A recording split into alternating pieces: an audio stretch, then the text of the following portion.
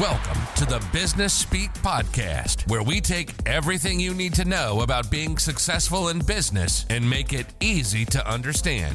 Whether you're a longtime business owner, newer to this entrepreneur stuff, or hoping to run your own company in the future, you've come to the right place. Featuring your host, professional accountant and business guru, Mr. Chill. So relax and have some fun with us as we journey through Business Speak, the language of business, simplified.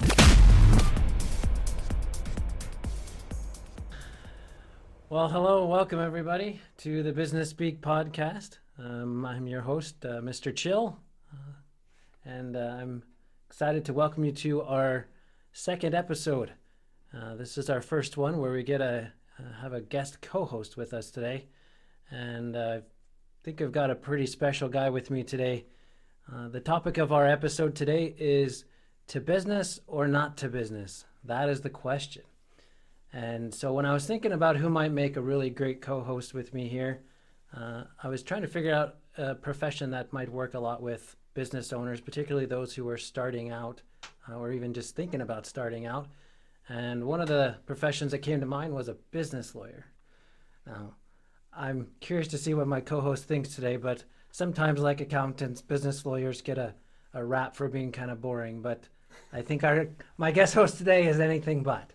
So I'm excited for you to meet him and to have a conversation today about the do's and don'ts and kind of just things to keep in mind when you're thinking about starting a business, or perhaps if you already have some things that you may want to revisit. So joining me here today, I have Evan Clarke. Evan is a lawyer. I thought I knew how to pronounce the name of his company, but now I'm second guessing myself. It's Kahane Law Office. Kahane Law Office.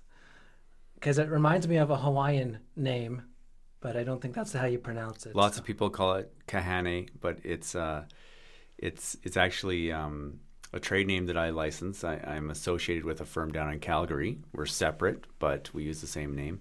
And the firm down in Calgary is headed by Jeff Kahane.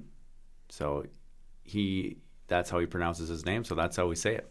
But you're not alone. Lots of people say, is it Kahane? So it's fine. Very good. Actually, so I was telling you, I think Evan is one of the business lawyers who's probably quite more entertaining than most. One of the first memories I have of meeting Evan was actually at a couple's get-together game night. And he had some of the most amazing, creative, fun answers to the game that we were playing. I don't even remember what the game was. I just remember laughing a lot. So I think you're going to have some fun here today. Now, Evan, I've got a bio here that's done up on your website from Kahane Law, and I'll read it, and then you can tell me what you want to embellish. Sure. Tell me what you want to expand on.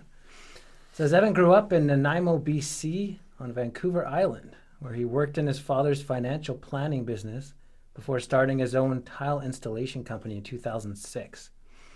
After the financial crash of 2008, he left the island to get a bachelor's degree in Spanish and Hispanic Studies and Linguistics at the University of British Columbia.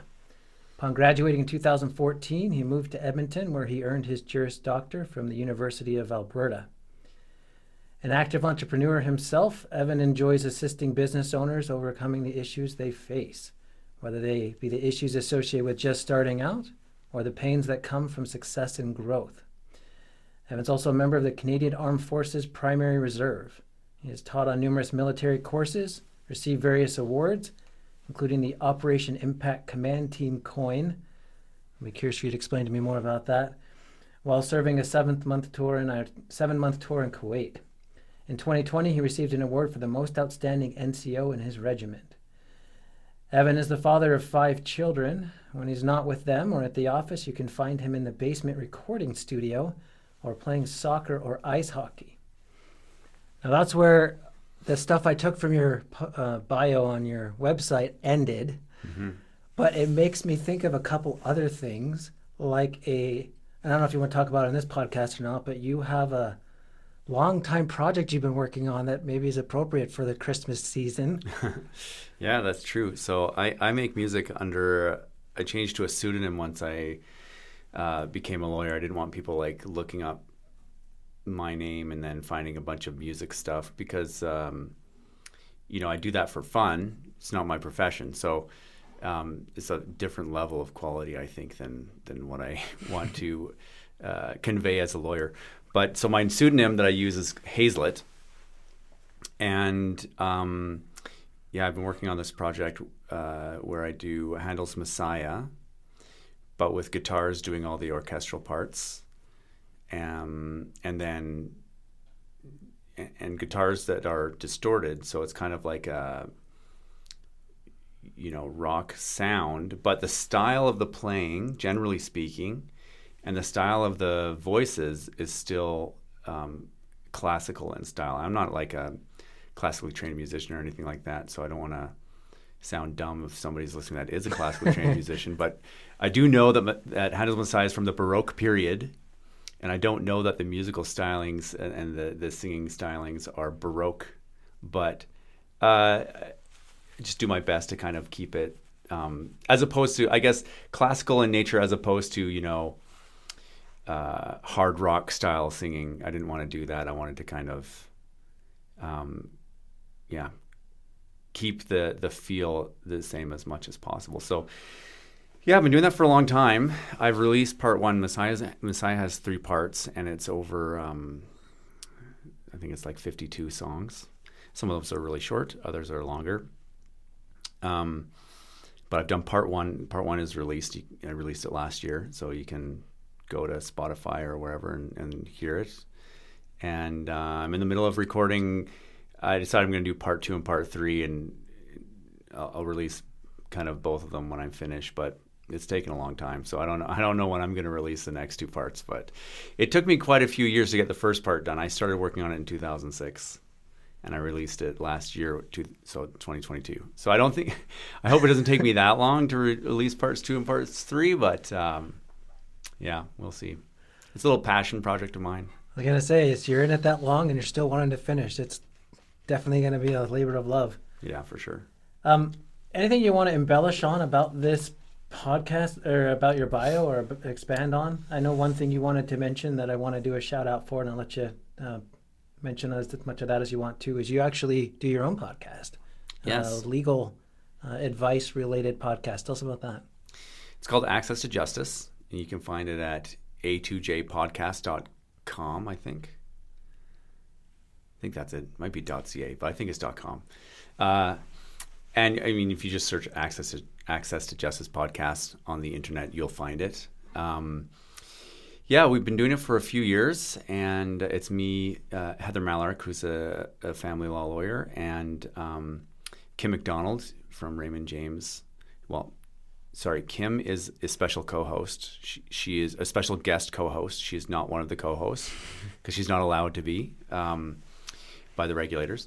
But the 3 of us are on almost every episode, and we have guests in. And it started off just focusing on legal stuff, but we kind of expanded. The idea is our whole goal is to kind of lower the barrier of entry to specialized knowledge.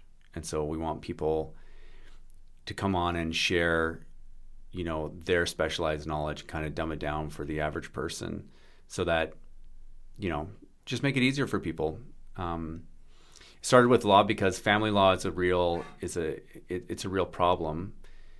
The buzzword is access to justice. That's why we named our podcast Access to Justice. And what that's about is people face these legal issues, especially in family law, where it's difficult for them to navigate those issues because it's expensive. And part of the problem with family law is, like with business, presumably there's some revenue somewhere, and there's like the business is generating money. In family law, you have one household, and now you're dividing it into 2, but the income isn't changing. And so now the incomes, whether it's one stream or 2, that was supporting one household now have to support 2 households. Yeah. And on top of that, they have legal fees, and both of them have legal fees, and that's quite expensive. And so, and you can imagine if it's a family where their gross annual income is like $60,000 a year, like how are you supposed to survive on that and be paying legal fees on top of that? Yeah.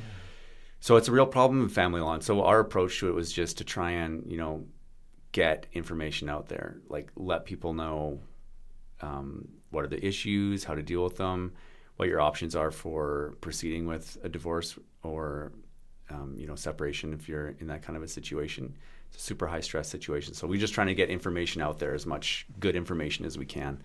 And then we just expanded from there. We've had business lawyers on there. We've had employment lawyers. We've had all kinds of different lawyers, but we've also had a couple of certified business valuators, and we've had different financial planners, mortgage brokers, all kinds. If you go to the website, you can see that we've divided them, I think, into a couple different I think there's some like in the psychology stream, some in the financial stream, some in the legal stream, are kind of the main streams of different guests that we've had, different categories. So I think on the website you can go and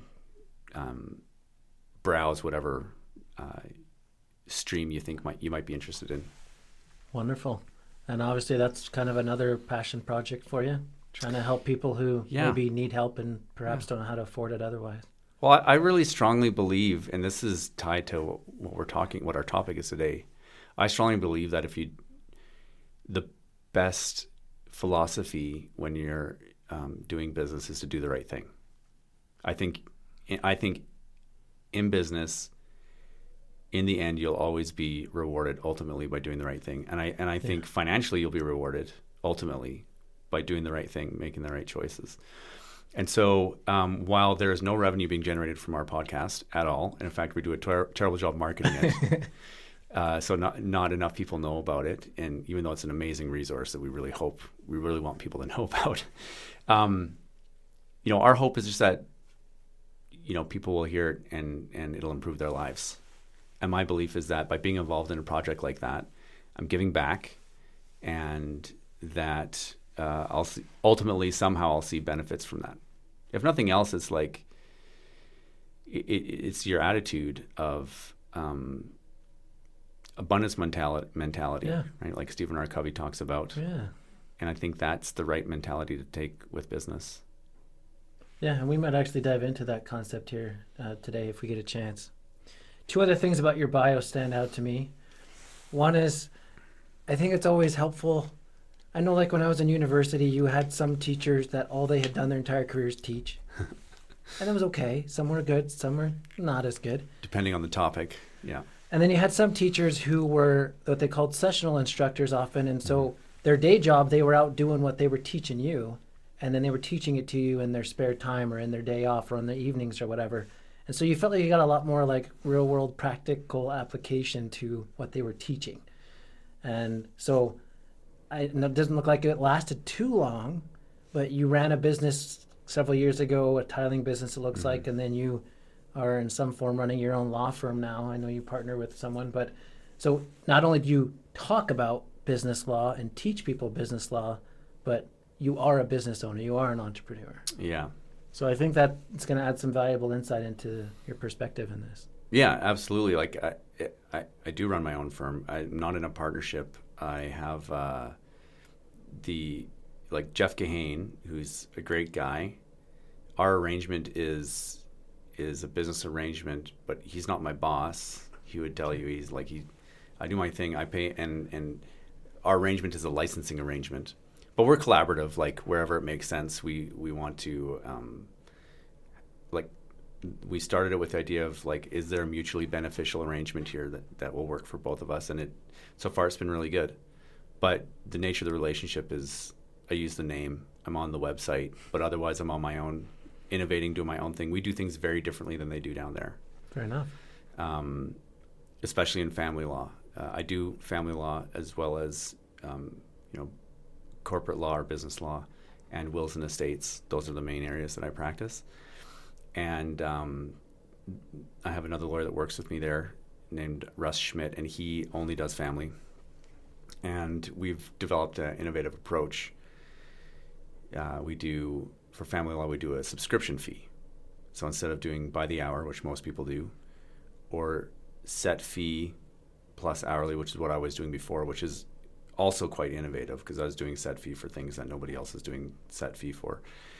I was still doing too much hourly, and I hate the billable hour. I think it's a terrible, terrible model. And so we want to decouple our revenue from time in a way that is a win for the client as well as for us.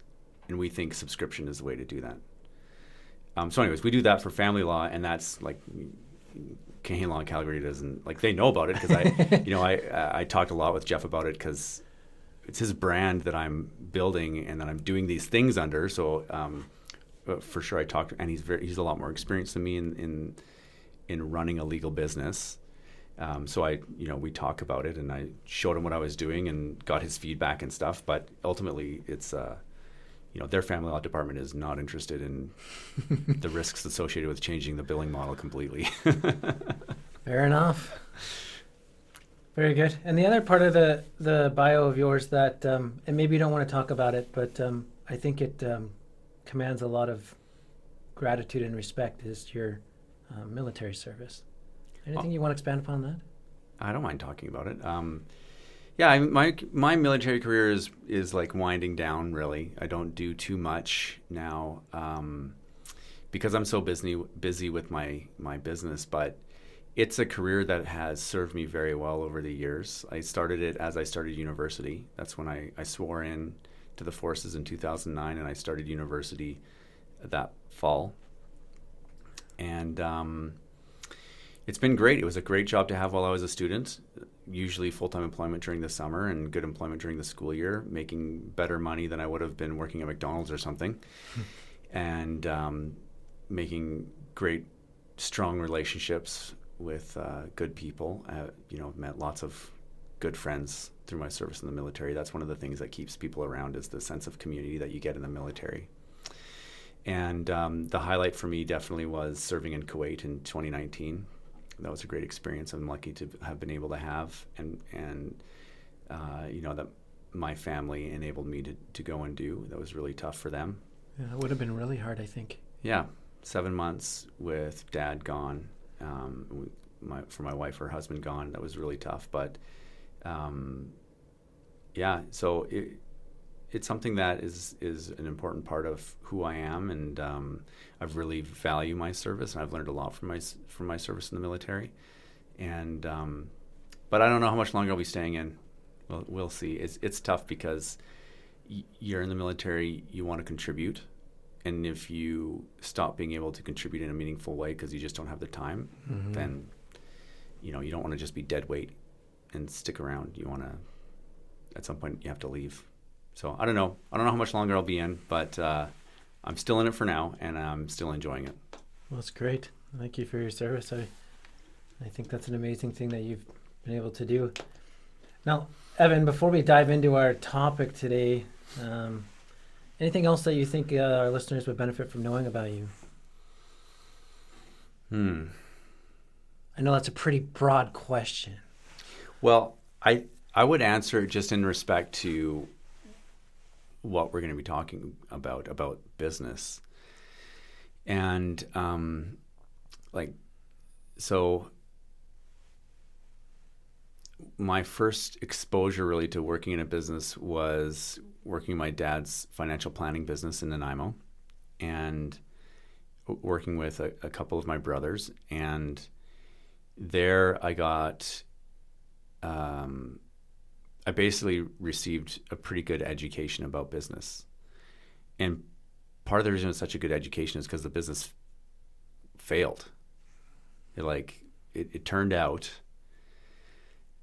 my dad's a great man, and he had a trusted colleague who introduced him to this great investment opportunity for his clients. So he started. My dad was a great salesman, and he started going after it hard. And it was great for quite a while, for a couple of years at least. It was great, but it turned out to be a Ponzi scheme. Oh no! And so while my dad wasn't a perpetrator of the scheme, and he wasn't benefiting from the scheme, like he wasn't the guy running the Ponzi scheme, he was financing the Ponzi scheme by getting clients money. And so that all came to an end, a very ugly end, and that was tough. And I didn't even I kind of fell into it by default because I didn't have anything else to do. I didn't know what I was going to do with my life, and so I was like, oh, I'll work there. And when things got tough, I was like, what am I doing here? I don't even want to be here. But my brothers had me, reading 7 Habits of Highly Effective People, which, I talked about. We share a love for that book. Yeah. I think it's a very, very powerful book.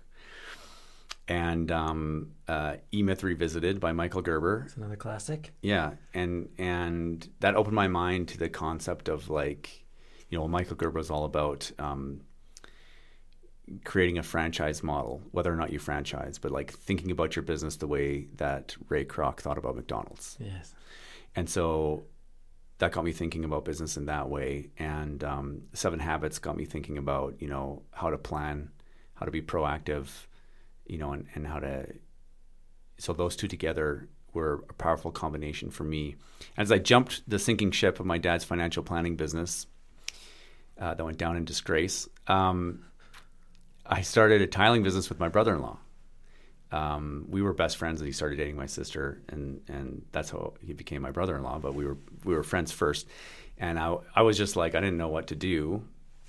And he was like, "Well, I'm tiling. Maybe we should start a tiling business." And so we started a tiling business, and I took the things that I had been learning in books and stuff at my dad's business. And he and I embarked on this journey together. I didn't know anything about tiling. I'd never done it before ever in my life. But I'm good with my hands, and so I was a quick study, and I learned how to do that because, often in a business, you start you're the technician, you're everything. And so I started off as an apprentice role, basically, and taught him everything I knew, which wasn't a lot, but everything, but more than he knew, and the mindset about business that I'd learned from those books, and we tried to implement it, and it was going pretty well. But that was another great learning experience because it failed ultimately as well. And while it was an external factor you couldn't plan for, like the mortgage crash, that crisis was a pretty significant financial crisis across the world, and especially in North America. Yes. And Nanaimo is a very, if you're not familiar with Nanaimo, it's a very closed economy. It's not there's water between Nanaimo and Vancouver, and there's a mountain between Nanaimo and Victoria. Victoria's 300,000 people. Vancouver's 2.5 million. Nanaimo at the time was 100,000 people. And that was kind of it. And so things are tough economically there at the best of times. And so when the crash happened, it was literally we had a we had a bid in on a job that was over $100,000, which was really big for us. We were just poised to grow. We had developed this relationship with this commercial builder, and we were now bidding on a serious job. And I think we actually got the bid, but they stopped construction. They'd already had the foundations poured, and then they stopped and walked away from it. So that was the state of affairs in Nanaimo and Vancouver Island in 2008. But that was great because that was also like a business school, because I got a little bit further, and I got to build with my friend this business, and we were doing lots of good things, and and then we saw failure, which has really helped in my newest business. But I took a long hiatus after that. It was exhausting. I don't know if you've ever had a business fail, but it is one of the most exhausted feelings I've ever had in my life. I just was exhausted afterwards. I couldn't think about what I was going to do next. I was, it was I had 3 children at the time. I was 27, 28, and didn't have any marketable skills that I could, to get another job, because I had a bunch of small business experience, and nobody cares about small business experience, especially small businesses that failed. They don't see value in that. They don't see value in that. Right? I remember I applied to a manager position for 7-Eleven, and I interviewed. I thought it went well, but they hired somebody who had a bachelor's degree instead. So, but before they actually told me the result, I'd already decided I wasn't going to work at 7-Eleven, but that's kind of I was looking for anything. That's why I ended up joining the forces and going to university. I didn't want to ever find myself in that position ever again. So I got as many irons in the fire kind of as I could. And both of those have worked out very well for me, luckily. The military's provided great opportunities and gainful employment over the years, and helped a little bit with my schooling. And then schooling led me to law school, which led me to eventually opening my own firm. Oh. So that was kind of a long answer to your question of should there anything else people should know about you. But to business or not to business, for me, sometimes the answer was, yeah, let's do it. And other times the answer was, I can't even think about taking that emotional journey again. What has it been like for you? Have you always wanted to be an entrepreneur and start your own business? I used to call myself, only because I heard the term before, I think it was an entrepreneur, and maybe I'm using that term wrong. But basically, I was comfortable helping someone else run their business. I didn't have the gutsy whatever I needed to kind of go off and take a risk of running my own. Maybe I'm using the word wrong, but I have always assumed and felt very risk averse. And to me, starting a business is all filled with a whole lot of unknowns and a whole lot of risk. And I was not super excited to take on any of it. So I don't think I've wanted to be in business most of my life. I was quite comfortable to have someone else take on that risk. I had a bit of an experience when I was working for somebody else that kind of opened my eyes to this concept for the first time, thinking that it might be doable. I was going to share this later, but I guess I could just share it now. I was a controller for a company in Alberta, and I was loving my job. I was trying to get really good at my job, and I thought, well, one of the things that I could do to get better at my job is go attend a conference designed to help controllers be better at their job. So I went to this conference in Banff, Alberta. It was a gorgeous setting. There for a week. Everyone else at this conference is also in a controllership type role or had seen like financial role in a company, usually one that they're not running, like not owning. And at one point towards the end of the conference, we were told that we were going to be granted a free 1 hour session with one of the business/life coaches that was helping to administer the conference. And we were given a day or so's notice so that we could kind of figure out what questions, how we wanted to use that time the best.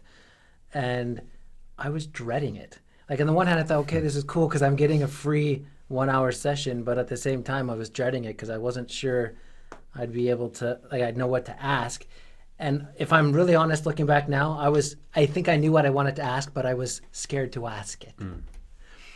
The question I wanted to ask that I was terrified of, and eventually that's all I said when I went in. I was like, I only have one question for you. I'm scared to ask it, but that's all I got. And this was the question I asked this lady. And I basically said, I make a 6-figure salary right now. I've got a family, like my wife and I, we've got 6 kids, and I'm the only income earner in my family, and we've got a mortgage, and we've got vehicle payments, and all this life. It doesn't ever feel like a responsible thing for me to abandon all that and start my own practice. I had kind of got an idea that maybe that's what I felt prompted to or wanted to do, but I didn't feel like it was a responsible thing to do, so I was just sort of dismissed it. And the lady said something to me that I have always remembered. And I might be remembering it slightly differently, but it's something like this. The gist of what she said that has kind of been a crux for me in starting a business of my own, which is, she's like, I know, Corey, you're scared. I know it doesn't seem responsible, and I can't really take that away. But she said at some point, the frustration of not moving ahead with this goal, with this dream of running your own business, is going to outweigh the fear of what might happen if you do. And she said, when that happens, when you hit that point, you'll know you're ready. And so that has stuck with me all of these years, trying to figure out what point I would be ready, at what point that frustration of not doing something would outweigh my fears that might happen if I did something. Well, where did the dream come from? Because she mentioned this dream. So even at the time you went to that controller's seminar thing, were you already kind of thinking in your mind you might like to run your own business? Yeah. And I guess part of it was in the job I was in, even though I loved it, I only got to work with one company. And it was okay. And the people were great. But the challenge is, for me, is I wanted to be able to help more people than that. So I was able to influence one key set of people. And I thought, well, that was fun, especially when they actually listened to any counsel or advice or guidance they supposedly hired me to give them. What if we could multiply that, and what if we could help a lot more people? So that was sort of the idea behind it initially, was if I open my own practice, then not only can I do this kind of help for one company, I could do this kind of help for many companies. So that was kind of the motivation behind it. I never really thought I'd become an accountant. I actually became an accountant sort of contradictory to my father's advice. Because when I told him what I thought I was going to go into, he's like, well, I don't know much about accounting, but my sister's an accountant and she hates her life. So if you become an accountant, don't come back to me and tell me that you don't like it, because I warned you. So I went into it despite my father's cautions. Didn't really know what accountants did. I just knew that I wanted to help people, and I felt like there was an avenue here that I could really help. And for most of the time I've been running this practice of mine, I've been focusing on the small business owner, the mom and pop shop common thing that we talk about. And I like helping big businesses, but it's even more passionate for me to help small businesses. So that's kind of my story. You asked the question if I ever had a business fail. Not in reality. I've done assignments over the years where we did mock businesses, and I think all of them failed. So maybe that didn't boost my confidence any. But no, I've never had a real life business fail. I'd say I've been fortunate, but you put a great spin on things, and you referenced Dr. Covey's work too. But yeah, sometimes I think we don't do things because we're afraid to fail. Like that's a horrible sign, or that's like an end all be all. And if we can look at it a different way, failure can be one of our greatest teachers, even though it's scary. Oh, for sure. Like there's no question in my mind. Like the lessons that I've learned from my failures are way more ingrained in me than lessons I learned otherwise. And part of it's because of the pain of failing. It hurts so much that you're like, you don't want to experience that again. So you're like, well, I'm not doing that again. Right? Which is, I think everyone can identify with that, because we all fail in other aspects of our life. So for business, it's like, when you learn a lesson the hard way in business, you don't forget it. But I mean, you don't have to fail. It'd be great if you don't have a business that fails and you just have success. Well, I heard an interesting approach to this once. You have like what some people call serial entrepreneurs, people that start multiple businesses. And sometimes you'll find serial entrepreneurs that start successful business after successful business after successful business. But sometimes you'll find serial entrepreneurs that start one big business, fails horribly. All right, well, I'll start another one. That may not work. I'll start another one. And like, well, why would you keep doing that if you keep failing? And after enough big failures, then you're more likely to hit a big success. Yeah, well, and even if you look at and I'm not an expert in this, but the venture capital world, right? They're looking for a small percentage of successes, because the small percentage of successes will be successful enough to pay for all the failures, right? So that kind of mentality for the serial entrepreneur as well is like, they don't need everyone to be success. You just need one, and then you're good. And then, yeah. So do you think it'd be helpful for us, since we've titled this episode "To Business or Not to Business," would it be helpful to sort of define, or at least get an agreeable definition of what business is?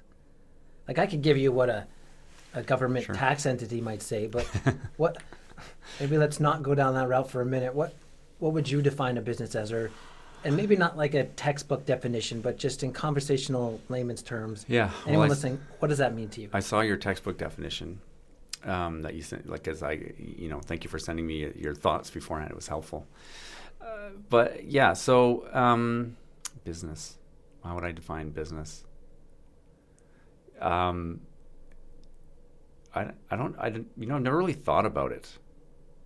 I guess just like, selling something to somebody in a very simple way. That's kind of, I mean, I like, the movie Robots. Yes. Yeah, we have kids the same ages. Yes. So robots, right? You have Mr. Big, what's his name? Mr. Bigwell. Mr. Bigwell, right? And he says, find a need, fill a need.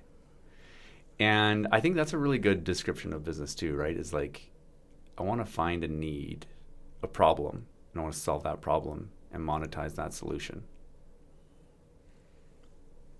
Yeah, actually, that's really good. You said you saw the textbook definition I was looking at before. I don't really want to read that. The one that's coming to mind, mostly because it has to do with what I do all the time in my professional life as an accountant, is what Canada Revenue Agency would define a business as. And very simply, they would just say, it's the intent of making a profit. I think that intent word's crucial, because obviously a lot of businesses don't every year or possibly ever. But the goal is to make a profit. I love the CRA. Yeah. The problem I have with that definition is I think there's a lot better reasons to go into business than just to make a profit. Now, obviously, you got to put food on the table. You got to pay your employees if you hire any. You got to keep the lights on. So you have to you can't just give everything away for free. There's value in that, but it's got to be bigger. Got to be bigger than that. I agree, but if you're going to be altruistic, don't go public, because once you go public, there's one of the cases that I learned in law school is about Ford. Ford went public, and one of the big shareholders were the Dodge brothers. So Ford, irony. Henry Ford was pretty altruistic, and he had this plan. I can't remember all the details. You know, listeners can look it up, but he had this plan and this idea to get, so that everyone could afford. And the Dodge brothers were among the shareholders that rejected it, and they sued Ford because the ratio of that case is that a corporation is there to serve its shareholders by generating profit, by being profitable. And Ford's plan was not maximizing profits, right? It was altruistic. Profit was secondary. It wasn't the primary goal. So as long as you are not public, I think you're probably okay. But once you get a bunch of other shareholders, even if you're not public, I suppose you get a bunch of other shareholders in there. If you're too altruistic, you're sacrificing profits for an altruistic purpose. If the other shareholders aren't on board, you could be at risk. It's true. That's true. I don't know who's all going to listen to this podcast, but I think the large majority of people that we're targeting here are people that are the smaller businesses that can make those key decisions without having to really rely on a lot of other people kind of telling them what to do. I told you I wasn't going to read the textbook definition of a business, but I do want to read some of the synonyms, because some of these I think actually speak to me a little bit. Here's a few of the ones that I found. Pursuit, specialty, vocation, and this is probably my personal favorite, calling. I mean, in a religious sense, you can have callings. In a life sense, you can have callings. Maybe if you're running a business because you feel that's what you've been called to do by a higher power or whatever you may believe in that regard. That to me really speaks to me, because when I started my business, that was kind of my motivation. I think is it wasn't just, well, don't just go be an accountant, because there's lots of accountants and they do great work already.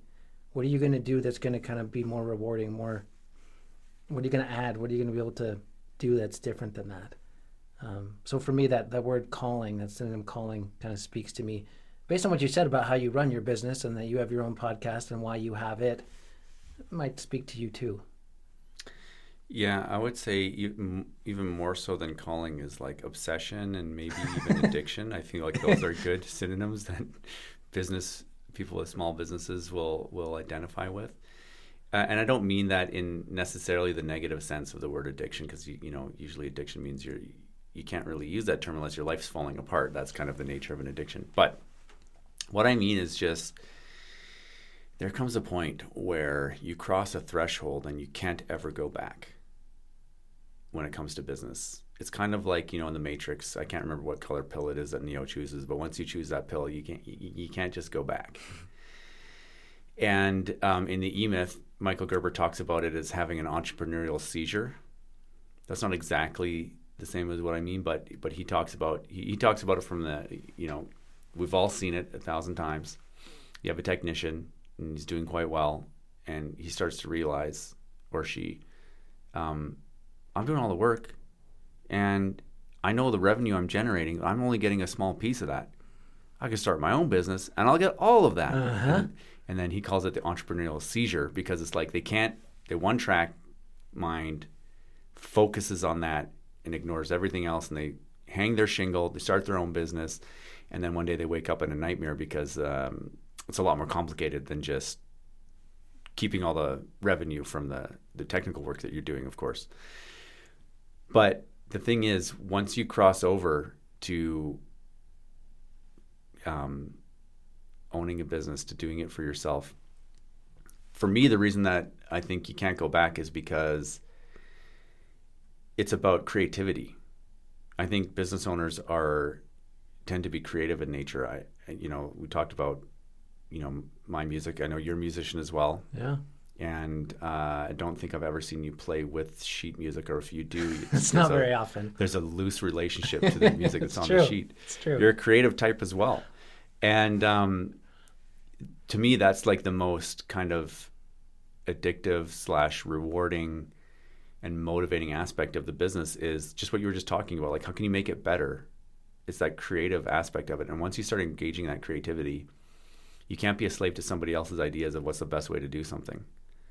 So, like, for example, I articled at a great small firm out in rural Alberta called Patriot Law.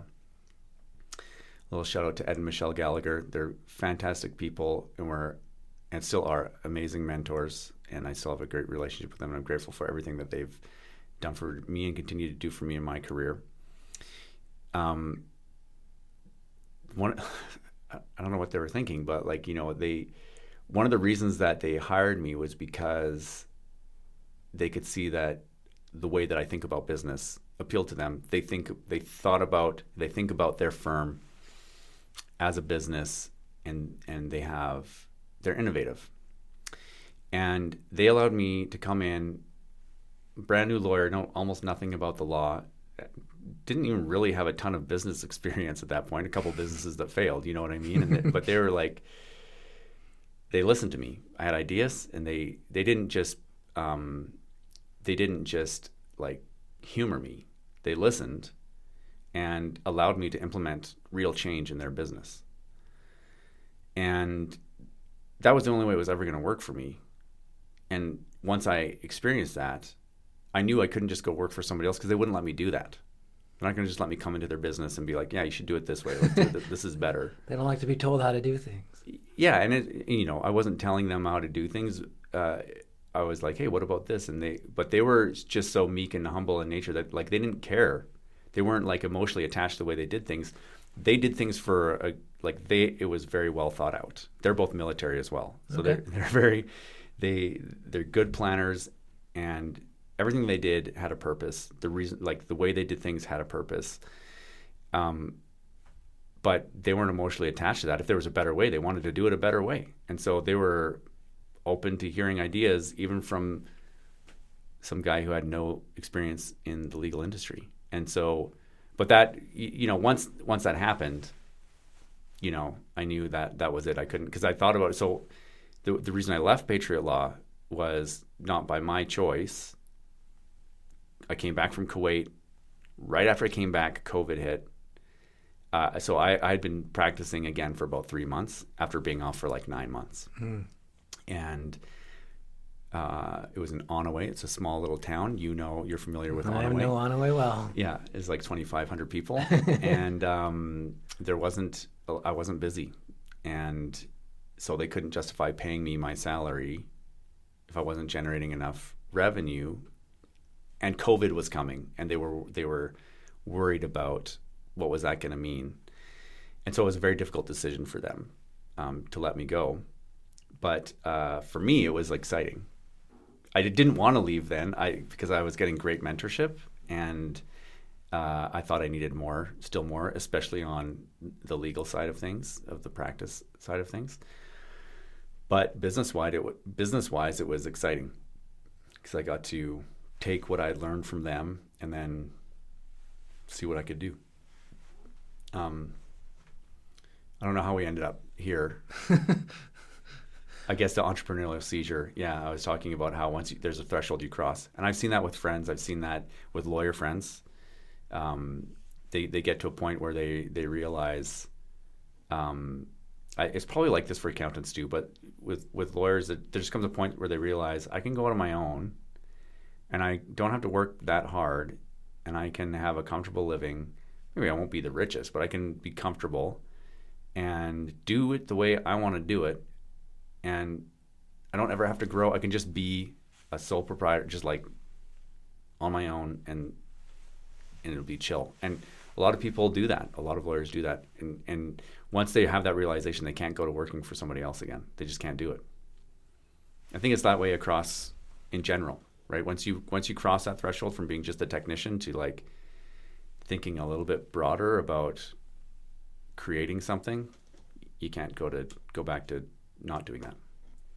Well, I can tell you that I sometimes have had like nightmares about going back to try and apply for a job and work for somebody else someday. And I'm like, I don't think I'd enjoy any aspect of that. Your creativity side is interesting. I never actually, I mean, I think I must have thought about that on some level, but I don't know if I ever really thought about it. Almost like feel like you're creating it like your own child, and you just like want to help that grow into something that you have influence over. A lot of people listening to the podcast are people that maybe are considering starting a business. They're right at, maybe they're having that entrepreneurial seizure thing you're just talking about. Sure. Or they realize that they could do better on their own terms and whatnot than making money for somebody else, as it were. What, if someone approaches you, or if they're listening to this podcast and trying to think, okay, well, I feel like I'm ready to make the leap, but, like, and maybe this is a hard question to answer, but what kind of advice or even just maybe things to consider would you invite that person to kind of stew over? Well, and this is something that I still kind of struggle with, and I think it's important to recognize what you can do and what you shouldn't do, and get somebody else to do the things that you shouldn't do or can't do or whatever. And that can be hard, right? So a lot of people start a business without talking to a lawyer or an accountant, as you know. Yes. And then we got to help them deal with the ramifications of that a couple of years down the line. But the reason they don't is because they don't have any money when they're starting a business. Like when I started my tiling business, I barely had 2 pennies to rub together. We got an accountant because we had to file our taxes, but we never got a lawyer, and we never set the company up legally properly the way that it should have been set up because we didn't know. So I'm sympathetic to why they would not get professional advisors right out of the gate. But if you're thinking about starting a business, I mean, you have to believe in it. You have to believe because you're committing to something and you're taking a risk, and it can be a big risk. One of the biggest payments you're gonna make is time that you'll never be able to get back. And so you got to really believe it in your heart of hearts, because it's hard. There's nothing really harder. And professional businesses are unique in a way because the overhead expenses related to the revenue generated are not like they're pretty low. Yeah, they're pretty low, right? You're not paying, like, human resources is the biggest expense. Everyone has human resource expenses though, and you pay for an office space and you pay for your IT equipment and stuff. But at the end of the day, it's like the ratio between revenue generated and the cost of that revenue generation is a good ratio. And so and that's why there's so many accountants and lawyers that don't innovate. There's zero need to innovate. So we're in a lucky space where it's easy to kind of get along even if you're not good at business, because the product you're selling is generating so much revenue. But if you're not in that kind of business, it's scary. And having been in businesses where it's a lot harder to generate that revenue amount, like tiling at the time I was doing is I think we charged like $450 for a kitchen backsplash. Now this was, a number of years ago, Yeah. but still, that's like my hourly rate. I do that in an hour, right? And that would take me all day doing that backsplash. And so margins are a little tighter. It's a little tougher to kind of get ahead, and you got to work hard. So, and don't get me wrong. I don't think there's a lot of trappings. There's a lot of pitfalls to being in a professional business as well. So I don't think that businesses like ours are in a superior position to succeed than any other business. I don't think that's true. My point is just, it's going to be hard no matter what business you're trying to run. And so you have to really want to do it. Like you said, you got to believe in it. You have to. If you don't feel it in your gut, if you're not all in, it's going to be too hard. So let's take that one step further. What if there's people listening that feel like they believe in themselves, but the chorus of well-meaning friends and family around them are saying, yeah, it's too risky, or yeah, I don't think you thought this through, or yeah, it's whatever. How do you navigate that? You can't listen to the haters. I mean, for sure, I believe in mentorship. I believe in getting people's opinions, especially people that care about you, even though they don't have business experience or experience in the industry you're in. I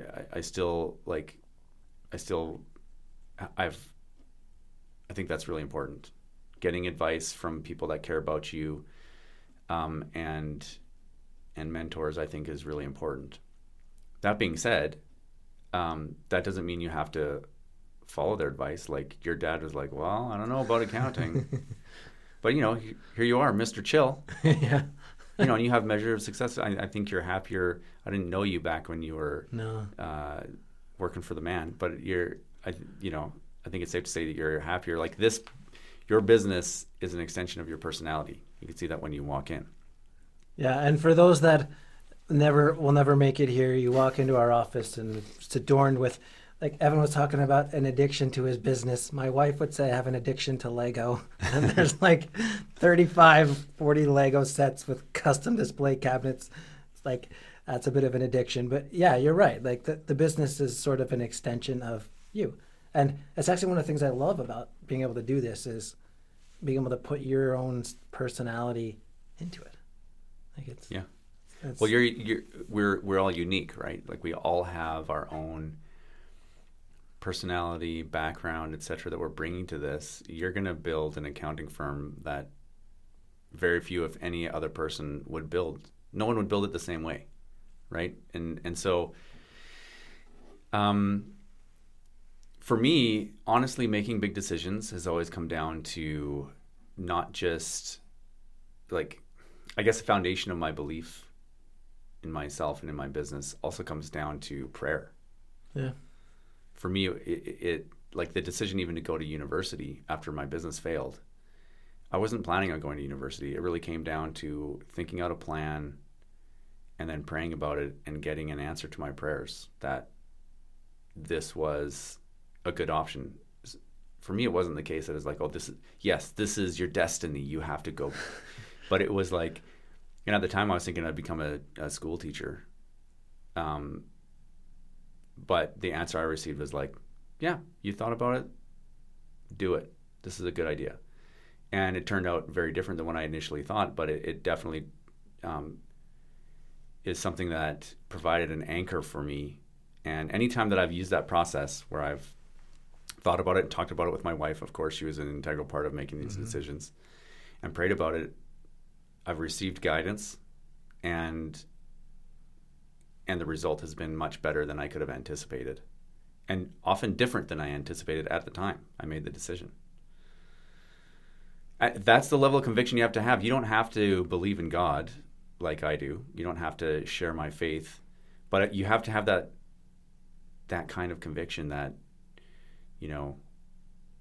this is the right thing to do, and I'm not looking back. When I've had those experiences, it's answered the question. Like, that's why I went to Kuwait. We had that same kind of experience where, okay, this is the right thing to do. Then I'm not questioning it later. And for going to university and starting my own law firm, it was all, once I had that answer, I knew I had confidence it was the right thing to do. I had faith it was the right thing to do in a way that I didn't need to answer that question again. The question was answered. And I think whatever way you get there, I think you kind of have to have that mentality. There's no plan B in a way, you know what I mean? That you ever seen the movie, I think it's one of the Dark Knight trilogy, where they depict Bane in this like pit, and everybody tries to get out of this pit because there's no one stopping you, but it's nearly impossible to get out of the pit. And the thing that everyone realizes at the end is whenever they try to get out of the pit with a fail-safe, if they have a rope or a net or something they can fall just in case they fail, they can't do it. And only when he decides to try and get out of the pit with no safety net, no backup plan, I'm doing this or I'm dying, is he able to be successful in it. Well, I mean, if you just think about any success stories that you hear, I think in anything, it's always like same kind of idea, right? Like, what was Steve Jobs or Bill Gates' fail-safe? They didn't have a fail-safe. No.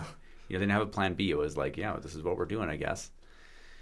And you see that with successful athletes and musicians. And I think most successes in life, there's no like, I'm just doing this, but like, if it fails, then I'll go and do this. Now, I mean, I do have like fail-safes. Like, I could always just go reg force in the military. Like, that's an option that's available to me, but it's not one that I ever plan on exercising. I would not be very happy doing that. Yeah. My experience in Kuwait taught me that being in that kind of an organization is not something that I would really enjoy. For the same reasons, I like solving problems and I'm creative, and in the military, that's very difficult to actually do. And they have big problems, and I can see solutions, and you're limited in your ability to affect the change in a big organization like that. So, So if someone feels like they believe, and then we kind of talked about this, but let's just take it one step further. So if someone feels like this is what they're meant to do, they feel, whether it's answers to prayer or just the universe or whatever they want to attribute it to, saying this is what you need to do, and they go at it, and they get partway into it, and at first they feel like, okay, I know this is what I'm supposed to do. I can deal with the adversity as it comes, and then adversity keeps coming. They're like, maybe I'm not supposed to do this. I've encountered a couple of bumps. Maybe this is not meant to be. How do you recommend to someone that they don't abandon ship, so to speak, that they stay the course even when it gets hard? Well, I'm not so fatalistic about it in that I know, like, I can see like maybe the next step ahead, but I can't see what comes after that. So I don't know that I'm meant to have a successful law practice, for example. I'm just doing my best and taking it one day at a time, and I have a plan, and I'm trying to fulfill that plan. But there could very well, something could happen where that's a catastrophic failure, and I have to say, okay, well, that's it, I guess. But that doesn't mean that I shouldn't have done it, because we talked already about learning from failures, and that's only going to improve me as a person. But that being said, for me, like, I think I'm like a lot of entrepreneurs in that I'm pretty self-motivated. I think you kind of have to be, because it's so daunting. There's so many things that you have to deal with. In the past where I failed, there'd come a point where like I just knew, like, this is too overwhelming. There's no way I can get out of this. Like, it's over. We're done. But most of the time, I was also a lot younger and more inexperienced, and so those experiences, and anyone who's starting a business can look back on their own lives and see their own experiences. Everyone has those failures and growth. So, I guess my answer is, well, I don't know that they should keep going, but it's okay if you fail. Like, that's okay. But you also don't have to give up. I mean, it's such a personal and fact dependent question. Like, it's hard to say, but I get motivation. I think I guess the question that I hear you asking really is like, so how can you find motivation when you're at a low point? Sure. Yeah. For me, again,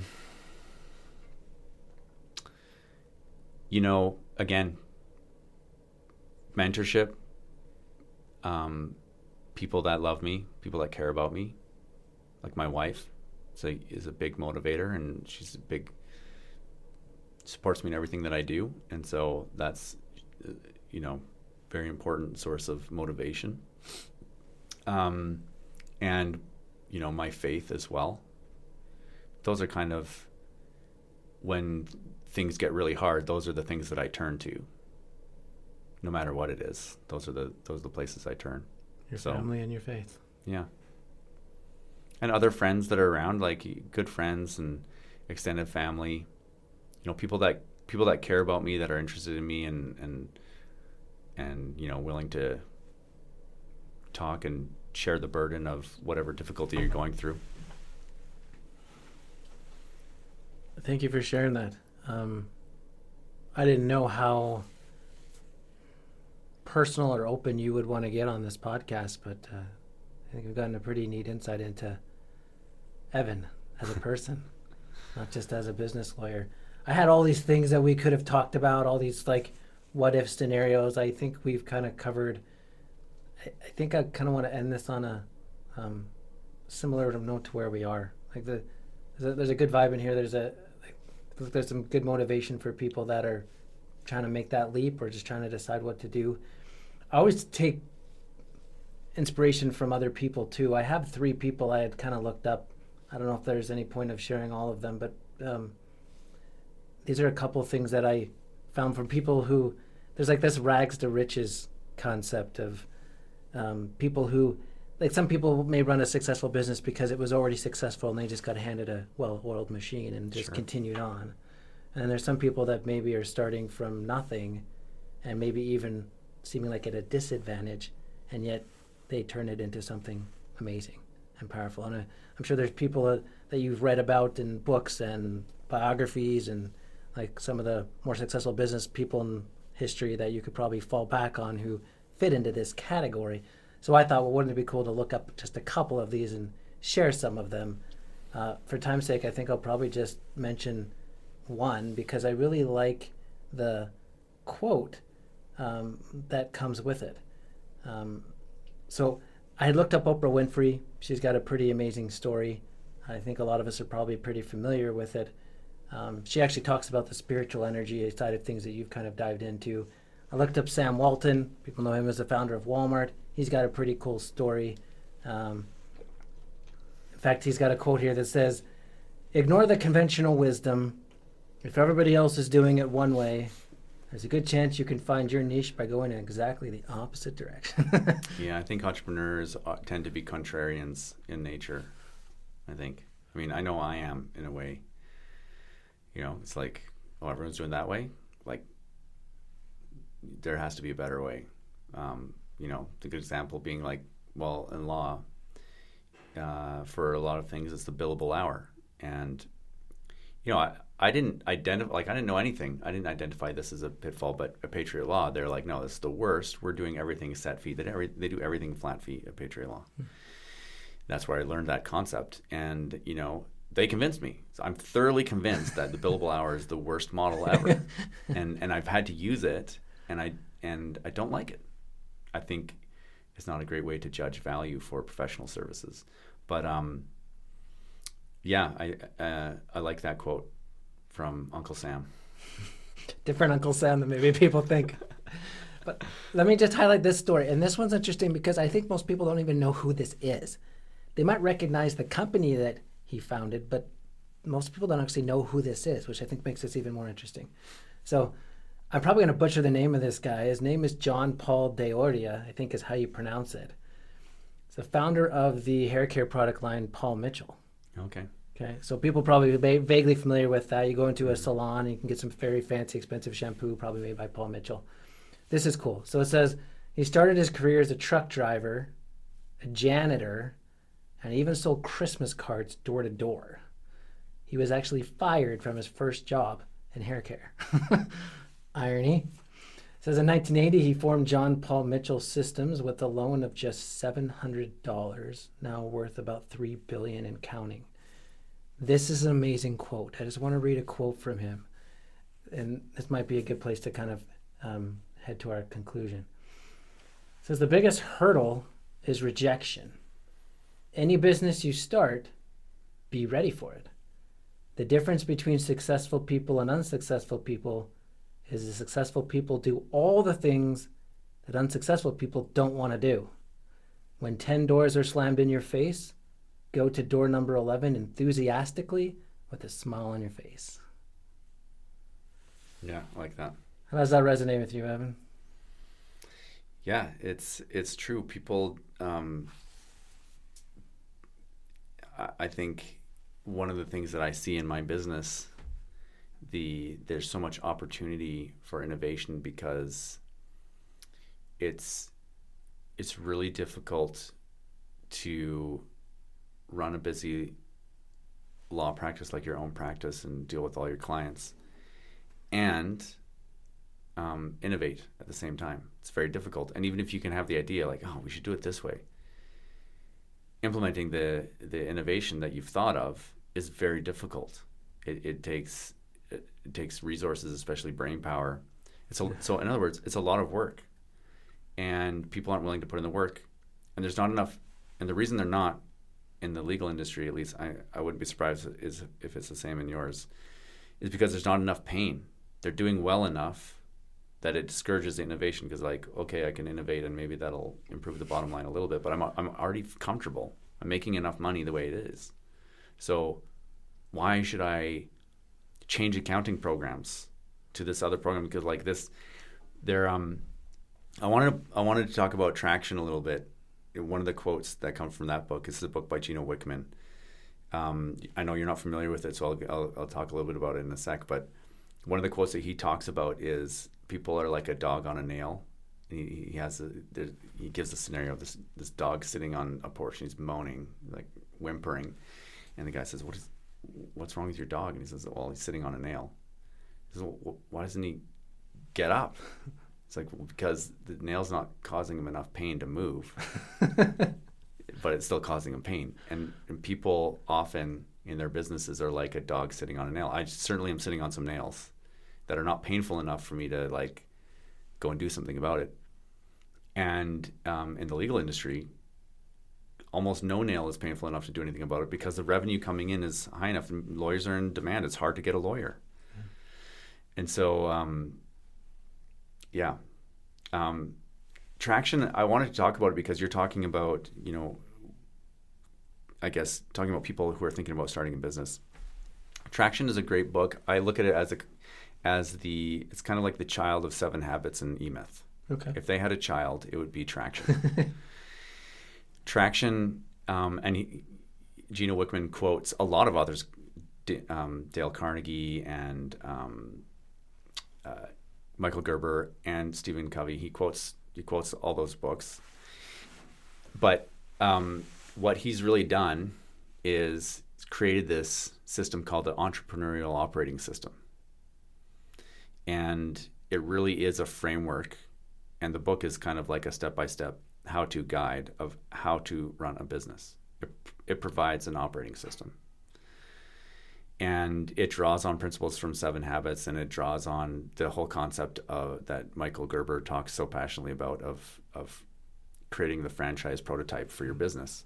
And it just helps you provides a framework for doing it. And that's what I use as my operating system. We use that in our business, and it's hugely advantageous. So it's called traction because there's two parts to it, the operating system. There's the vision part and the traction part. So the vision part is, in some ways the fun part, because you're just thinking about like, oh, where do we want to go? Mm-hmm. What are our big goals? And then the traction part is, okay, how do you take that vision and bring it down to the ground level and get some traction so that you actually start to move towards that vision? So I highly recommend it to anybody who's running their own business. And I started using it when I was the only one in the business, and I still got a lot of value out of it. It's even more valuable when you have other people in the business working with you. It really provides a lot of good insight and direction onto, how to run effective, successful meetings to keep things on track, how to keep the vision fresh in everyone's mind, how to refresh that vision quarterly. It's awesome. I love it. I use it all the time. So I highly recommend it to you and to anyone who's listening. I got it. My brother told me about it. My brother, one of the brothers that I worked with in the financial planning business, he's a great he has a great creative mind as well applied to business, and he's always got great ideas for me for books to read. In fact, there's a few that I have to read that he's told me about that I haven't yet. But it's just Audible, and I just listen to it while I'm driving. Yeah. Or whatever, and yeah, that's a great one. That I found more value from that one even than the other two that we've talked about, 7 Habits and E-Myth. And both of those I find I'm going to say they're pretty valuable. Important to you, so they are. Yeah, I can only imagine. Tractions. I don't want to compare them because I really do see them as it's like the natural conclusion of applying the principles in 7 Habits to the principles in E-Myth. Then you get traction. Yeah. Well, we've talked about 3 books so far that you would highly recommend. One of them that I got to go check out now. Yeah. What do you have? What are besides E-Myth and 7 Habits? What's another book that you found invaluable in your business? Actually, 2 that I've gotten through lately that have kind of changed the way I think about things. One is Simon Sinek's book, Start With Why. It's really kind of helped me to evaluate what I do and, more importantly, why I do it, and try to make sure that why funnels down through all the people in the organization, funnels down in all the different touch points we have with our clients, and it permeates through everything. And more than just like a vision statement or mission statement that kind of goes in a drawer or sits on a thing and people pretend is important but isn't. But this is really understanding the why. Another one that I think has really changed kind of the way I look at stuff as our firm has grown and we've got HR related things to deal with now, is Dare to Lead by Brene Brown. She's got some tough language in there sometimes, so read it carefully, but some pretty powerful concepts in being a leader. And it doesn't have to be a leader in a big organization. It could be just be a leader in your community by starting a business. But it kind of changed the way I look at stuff. And one of my favorite parts from her book was when she defined the concept of integrity. And I don't remember the full definition, but basically it was a similar thing of, it's not just doing what's right, but it's integrity is kind of filtering into every area of your business and saying, does that reflect what you want to convey? And then there's a TED Talk that I've listened to probably 7 times now by a restaurateur guy. I don't know if this is one you've seen before. It's not very long. I think it's 8 minutes. I'm probably going to butcher this guy's name. His name is, I think it's Will Guidara, but he has been the owner of a 5-star restaurant in New York called 11 Madison Park. And his TED Talk is called Unreasonable Hospitality. And the whole talk, and then apparently a book he's written about it since, follows this concept of this expensive 5-star restaurant. And one of his most powerful moments in his business is when he ended up serving a $2 hot dog to someone that was visiting from out of town, who said the only part in New York they didn't get to experience, they felt bad about, is they didn't get to go to a ballpark and have a hot dog. And so he saw this as a moment to capitalize on that, and he went out to the local street vendor and paid $2 for this probably terrible tasting hot dog. but it meant the world to that particular person that was visiting, and it really helped him think about this concept of where else in my business can I provide what he calls unreasonable hospitality. And one of the things that stuck out to me about it being an accountant is he specifically said, you might think, well, that's easy to do in your restaurant. You know, what if you're in a professional business? What if you're a lawyer, an accountant, or whatever? And I was like, huh. It's like, that is what I was thinking. where could I apply that? Yeah. Right. So that's been kind of cool too, to kind of see how we can, like, again, you said that there's not enough pain in some of these professional businesses to want or need to make changes, right? But there's so much opportunity to do. That's so. what creates the opportunity. It's because they're not in pain, and so they just lazily plod along. I shouldn't say lazily. That's not really fair. But and it's, you know, it's kind of presumptuous, but it's just they don't see the need to innovate because it's working.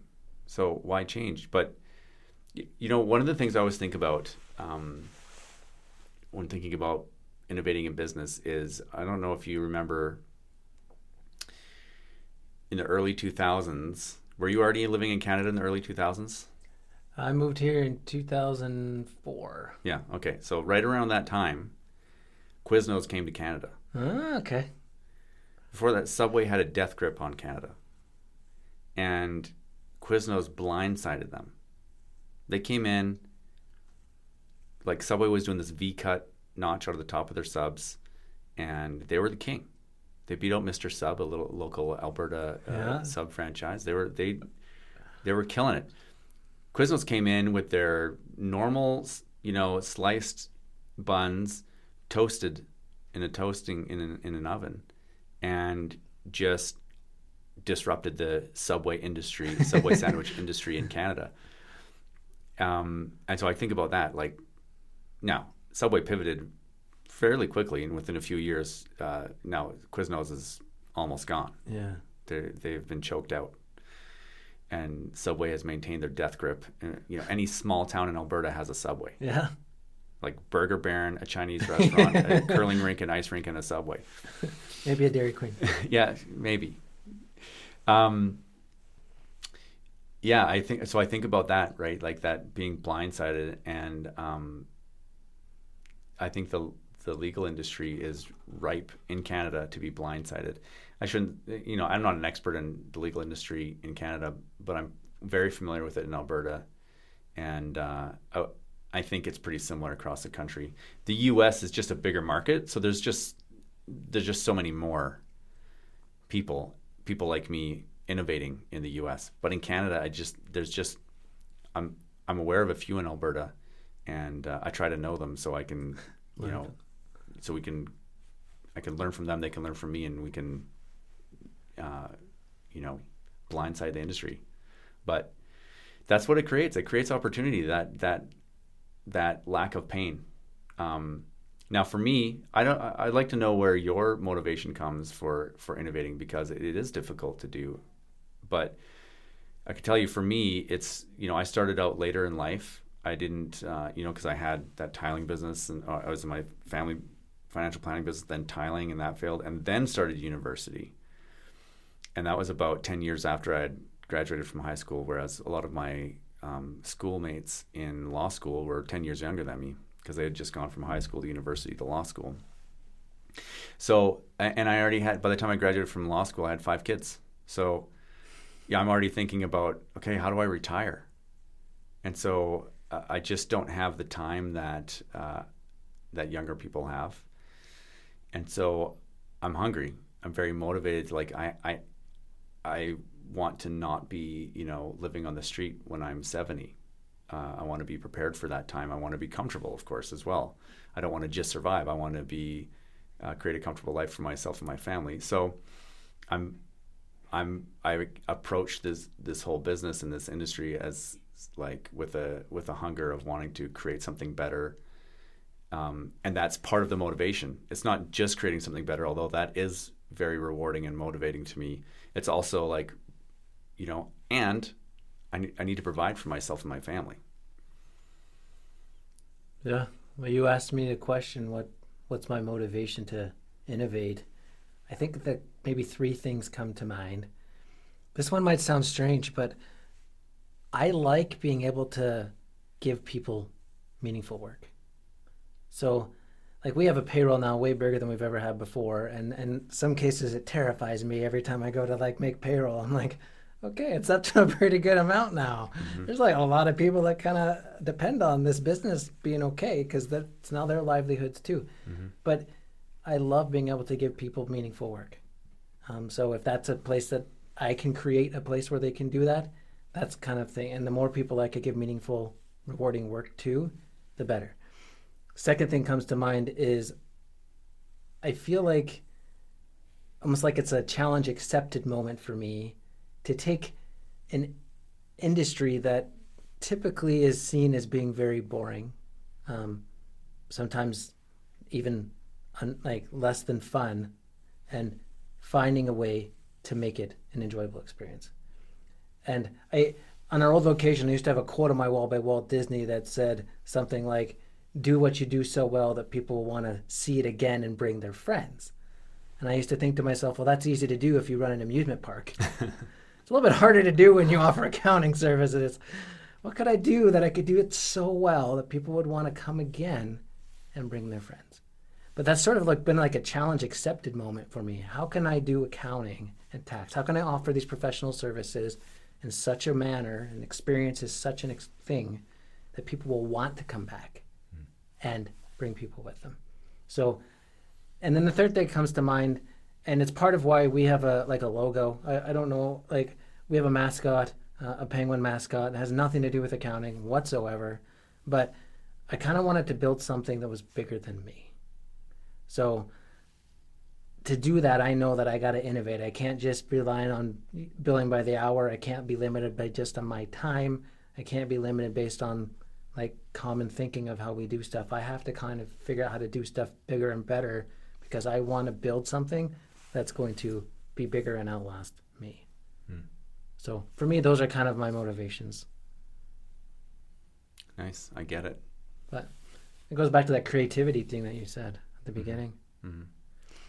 Yeah, I think about that as well. Like, I think people don't realize this about lawyers, but they don't make as much money as people think they do. I think a few years ago I saw numbers for Alberta. The average income for a lawyer in Alberta was around $95,000 a year. Really? Yeah. There's plenty that make a lot more than that. So that gives you an idea that there's plenty that make a lot less than that too. There's lawyers making $50,000, $60,000 a year in rural parts of Alberta for sure, and maybe even some in the bigger cities. 90% of the lawyers live in Calgary and Edmonton in Alberta, which are the two big population centers. Between the two of them, like there's 4 million people in Alberta, 2 million live in Calgary and Edmonton approximately. Yeah. So half the population is serviced by 90% of the lawyers. And so, I mean, part of what I want to provide as well that excites me is the same thing as you, is creating a business that provides greater value to the clients, and makes the lawyers more money. Like getting both of those right, not just making more money off of the clients, but providing greater value to the clients than they can get elsewhere, and at the same time making it like turnkey for a lawyer to come in, get plugged in, and be making good money. That's that E-Myth kicking into you again. So, Evan, as we come to a close of the podcast today, I want to thank you for your participation. I want to thank you for being here. I think you've offered some pretty amazing, valuable insight. Would you have any final parting words or thoughts to leave with people as we end?